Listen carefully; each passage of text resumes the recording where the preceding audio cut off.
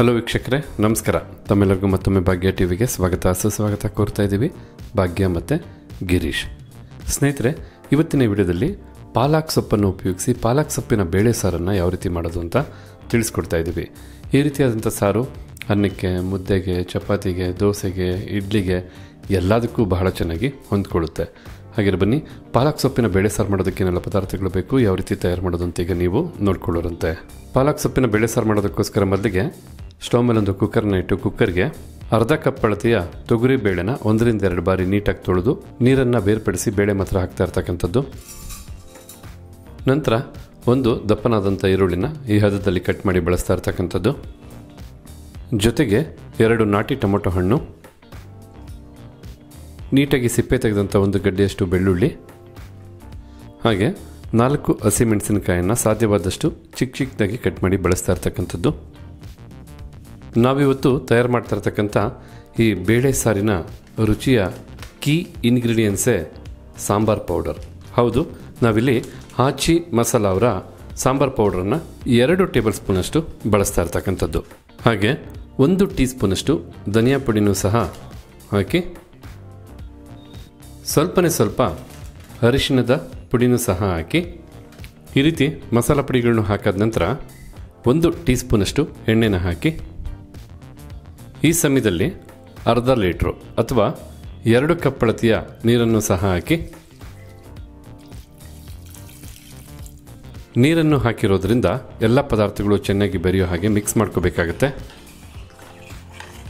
ಮೊದಲೇ ಹೇಳಿದಾಗೆ ಪಾಲಕ್ ಸೊಪ್ಪಿನ ಬೇಳೆ ಸಾರಾಗಿರೋದ್ರಿಂದ ಬೇಳೆನ ಹಾಕಾಯಿತು. ಈಗ 1 ಕಟ್ ಅಳತೆಯ ಪಾಲಕ್ ಸೊಪ್ಪನ್ನು ಮೊದಲಿಗೆ ನೀಟಾಗಿ ಎಲೆ ಬಿಡಿಸಿ ತೊಳೆದು ತದನಂತರ ಈ ಹದದಲ್ಲಿ ಕಟ್ ಮಾಡಿ ಬಳಸ್ತಾ ಇರ್ತಕ್ಕಂಥದ್ದು.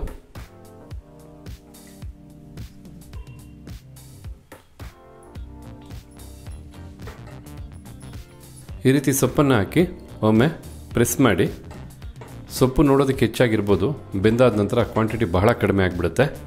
ಈಗ ಈ ಸಾರಿಗೆ ಬೇಕಾದಂಥ ಎಲ್ಲ ಪದಾರ್ಥನೂ ಅಂದರೆ ಒಗ್ಗರಣೆಗೆ ಏನು ಬೇಕೋ ಅದು ಬಿಟ್ಟು ಮಿಕ್ಕಿದೆಲ್ಲ ಕುಕ್ಕರ್ಗೆ ಹಾಕಾಯಿತು. ಈಗ ಕುಕ್ಕರ್ ಲಿಡ್ಡನ್ನು ಮುಚ್ಚಿ ಸರಿಸುಮಾರು 3ರಿಂದ 4 ವಿಸಲು ಕೂಗಿಸ್ಕೊಂಡು ಇದನ್ನೆಲ್ಲ ಬೇಯಿಸ್ಕೋಬೇಕಾಗತ್ತೆ.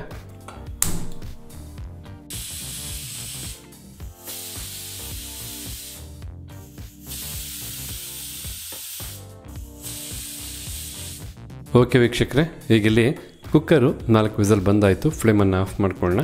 ಕುಕ್ಕರ್ ಕಂಪ್ಲೀಟಾಗಿ ತಣ್ಣಗಾಗಬೇಕು. ಈಗಿಲ್ಲಿ ಕುಕ್ಕರ್ ತಣ್ಣಗಾಗಿದೆ. ಕುಕ್ಕರ್ನ ಓಪನ್ ಮಾಡೋದಕ್ಕೂ ಮೊದಲೇ ಒಂದು ಮಿಕ್ಸಿ ಜಾರ್ನ ತೊಗೊಂಡು ಮಿಕ್ಸಿ ಜಾರ್ಗೆ 4 ಟೇಬಲ್ ಸ್ಪೂನಷ್ಟು ತಾಜಾ ತೆಂಗಿನಕಾಯಿ ತುರಿನ ಹಾಕಿ, 1 ಟೀ ಸ್ಪೂನಷ್ಟು ಗಸಗಸೆನ ಹಾಕಿ, ಇವೆರಡು ರುಬ್ಬೋದಕ್ಕೆ ಎಷ್ಟು ಬೇಕೋ ಅಷ್ಟು ನೀರನ್ನು ಹಾಕಿ ನುಣ್ಣಿಗೆ ರುಬ್ಕೊಬೇಕಾಗತ್ತೆ. ಈಗಿಲ್ಲಿ ತೆಂಗಿನಕಾಯಿ ತುರಿ ಹಾಗೆ ಗಸಗಸೆನ ಇವತ್ತಕ್ಕೆ ನುಣ್ಣಿಗೆ ರುಬ್ಬಾಯಿತು. ರುಬ್ದಂಥ ತೆಂಗಿನಕಾಯಿ ಪೇಸ್ಟ್ನೀಗ ಸಾರಿಗೆ ಹಾಕ್ಕೊಳ್ಳೋಣ. ಮೊದಲು ಹೇಳಿದಾಗೆ ಕುಕ್ಕರು ಕಂಪ್ಲೀಟಾಗಿ ತಣ್ಣಗಾಗಿರ್ತಕ್ಕಂಥದ್ದು. ಹಾಗೆ ಸೊಪ್ಪು ಬೇಳೆ ಎಲ್ಲ ಭಾಳ ಚೆನ್ನಾಗಿ ಬೆಂದಿರ್ತಕ್ಕಂಥದ್ದು. ಈಗ ಹೆಚ್ಚುವರಿ ಇರ್ತಕ್ಕಂಥ ನೀರನ್ನು ಬೇರ್ಪಡಿಸಿ ಬೇಳೆ ಹಾಗೆ ಸೊಪ್ಪನ್ನು ಸ್ವಲ್ಪ ಮಸ್ಕೋಬೇಕಂದ್ರೆ ಮ್ಯಾಶ್ ಮಾಡ್ಕೋಬೇಕಾಗತ್ತೆ.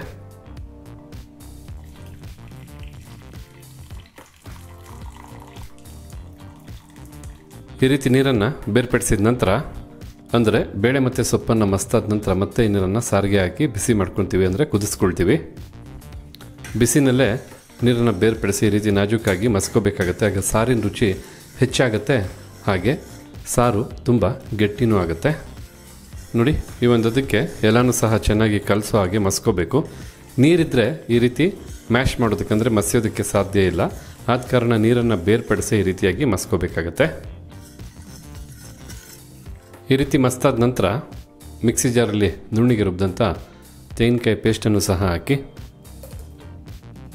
ಹಾಗೆ ಮಸಿಯೋದಕ್ಕೂ ಮೊದಲು ಬೇರ್ಪಡಿಸಿದಂಥ ನೀರನ್ನು ಸಹ ಹಾಕಿ, ಮತ್ತು ರುಚಿಗೆ ತಕ್ಕಷ್ಟು ಉಪ್ಪನ್ನು ಹಾಕಿ ಮಿಕ್ಸ್ ಮಾಡ್ಕೋಬೇಕಾಗತ್ತೆ. ಮಿಕ್ಸ್ ಮಾಡಿಕೊಂಡು ಹದನ ನೋಡಿಕೊಂಡು ಮತ್ತೆ ಬೇಕಿದ್ರೆ ಸ್ವಲ್ಪ ನೀರನ್ನು ಸೇರಿಸಿ ಸಾರನ್ನು ಕುದಿಸ್ಕೋಬೇಕು. ನಮಗೆ ಸಾರು ಗಟ್ಟಿಯಾಗಿ ಬೇಕಿರೋದ್ರಿಂದ ನಾವು ನೀರನ್ನೇನು ಹಾಕ್ತಾಯಿಲ್ಲ ಹೆಚ್ಚುವರಿಯಾಗಿ. ಈಗ ಸರಿಸುಮಾರು 10 ನಿಮಿಷ ಮೀಡಿಯಂ ಫ್ಲೇಮ್ನಲ್ಲೇ ಸಾರನ್ನು ಕುದಿಸ್ಕೋಬೇಕು. ಸಾರು ಚೆನ್ನಾಗಿ ಕುದ್ದಾದ ನಂತರ ಈ ಒಂದು ಸಾರಿಗೆ ಬೇಕಾದಂಥ ಒಗ್ಗರಣೆ ಕೊಟ್ಟರೆ ಸಾಕಾಗುತ್ತೆ. ಈಗಲಿ ಲೋ ಟು ಮೀಡಿಯಂ ಫ್ಲೇಮ್ನಲ್ಲಿ 8ರಿಂದ 10 ನಿಮಿಷ ಚೆನ್ನಾಗಿ ಕುದಿಸಿರ್ತಕ್ಕಂಥದ್ದು. ಈ ಸಮಯದಲ್ಲಿ ಫ್ಲೇಮನ್ನು ಆಫ್ ಮಾಡ್ಕೊಳ್ಳೋಣ. ಹಾಗೆ ಈ ಸಾರಿಗೆ ಬೇಕಾದಂಥ ಒಗ್ಗರಣೆಯನ್ನು ಸಿದ್ಧ ಮಾಡಿ ಸಾರಿಗೆ ಹಾಕ್ಕೊಳ್ಳೋಣ. ಸಾರಿಗೆ ಬೇಕಾದಂಥ ಒಗ್ಗರಣೆ ಮಾಡೋದಕ್ಕೋಸ್ಕರ ಒಂದು ಚಿಕ್ಕ ಕಡಾಯಿನ ಬಿಸಿ ಮಾಡಿಕೊಂಡು ಬಿಸಿಯಾದಂಥ ಕಡಾಯಿಗೆ 1 ಟೇಬಲ್ ಸ್ಪೂನಷ್ಟು ಎಣ್ಣೆನ ಹಾಕಿ ಎಣ್ಣೆನ ಬಿಸಿ ಮಾಡ್ಕೊಳ್ಳೋಣ. ಹಾಗೆ ಬಿಸಿಯಾದಂಥ ಎಣ್ಣೆಗೆ ಸ್ವಲ್ಪ ಸಾಸಿವೆನ ಹಾಕಿ ಸಾಸಿವೆನ ಸಿಡಿದಾದ ನಂತರ ಚಿಟಿಕೆಯಷ್ಟು ಇಂಗಿನ ಪುಡಿನ ಸಹ ಹಾಕಿ ಜೊತೆಗೆ 2 ಬ್ಯಾಡಗಿ ಮೆಣಸಿನಕಾಯಿನ ಚಿಕ್ಕದಾಗಿ ಮುರಿದು ಒಗ್ಗರಣೆಗೆ ಹಾಕಿರ್ತಕ್ಕಂಥದ್ದು. ಹಾಗೆ ಸ್ವಲ್ಪ ಕರಿಬೇವಿನ ಸೊಪ್ಪನ್ನು ಸಹ ಹಾಕಿ ಒಂದು 30 ಸೆಕೆಂಡ್ಗಳ ಕಾಲ ಇದನ್ನೆಲ್ಲ ಜಸ್ಟ್ ಎಣ್ಣೆಯಲ್ಲಿ ಬಿಸಿ ಮಾಡ್ಕೋಬೇಕಾಗತ್ತೆ. ಈಗ ಸಿದ್ಧವಾಗಿರ್ತಕ್ಕಂಥ ಈ ಒಗ್ಗರಣೆಯನ್ನು ಸಾರಿಗೆ ಹಾಕ್ಕೊಳ್ಳೋಣ.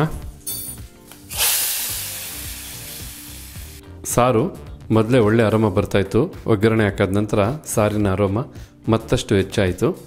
ಈಗ ಬಿಸಿನಲ್ಲೇ ಸಾರು ತಿನ್ನೋದಕ್ಕೆ ಸಿದ್ಧವಾಯಿತು. ಅಂತೂ ಇಂತೂ ನೋಡಿದ್ರಲ್ಲ ವೀಕ್ಷಕರೇ, ಯಾವ ರೀತಿಯಾಗಿ ಪಾಲಕ್ ಸೊಪ್ಪನ್ನು ಉಪಯೋಗಿಸಿ ಬೇಳೆ ಸಾರನ್ನು ತಯಾರು ಮಾಡೋದು ಅಂತ.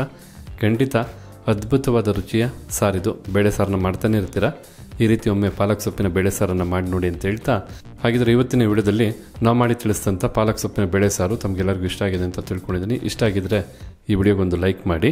ಹಾಗೆ ಈ ರೆಸಿಪಿ ಬಗ್ಗೆ ತಮಗಿರ್ತಕ್ಕಂಥ ಅನಿಸಿಕೆ ಅಭಿಪ್ರಾಯನ ತಿಳಿಸೋದನ್ನು ಮರಿಬೇಡಿ. ಎಲ್ಲದಕ್ಕಿಂತ ಹೆಚ್ಚಾಗಿ ಈ ವಿಡಿಯೋನ ಮತ್ತೊಬ್ಬರಿಗೂ ಹೆಲ್ಪ್ ಆಗೋ ಹಾಗೆ ಶೇರ್ ಮಾಡಿ ಅಂತ ಹೇಳ್ತಾ ತಮಗೆಲ್ಲರಿಗೂ ಧನ್ಯವಾದನ ತಿಳಿಸ್ತಾ ಇದ್ದೀವಿ. ಮತ್ತೊಂದು ಹೊಸ ವಿಡಿಯೋದಲ್ಲಿ ಹೊಸ ರೆಸಿಪಿ ಜೊತೆ ತಮ್ಮನ್ನು ಭೇಟಿ ಮಾಡ್ತೀವಿ. ಅಲ್ಲಿವರೆಗೂ ನಮಸ್ಕಾರ ವೀಕ್ಷಕರೇ.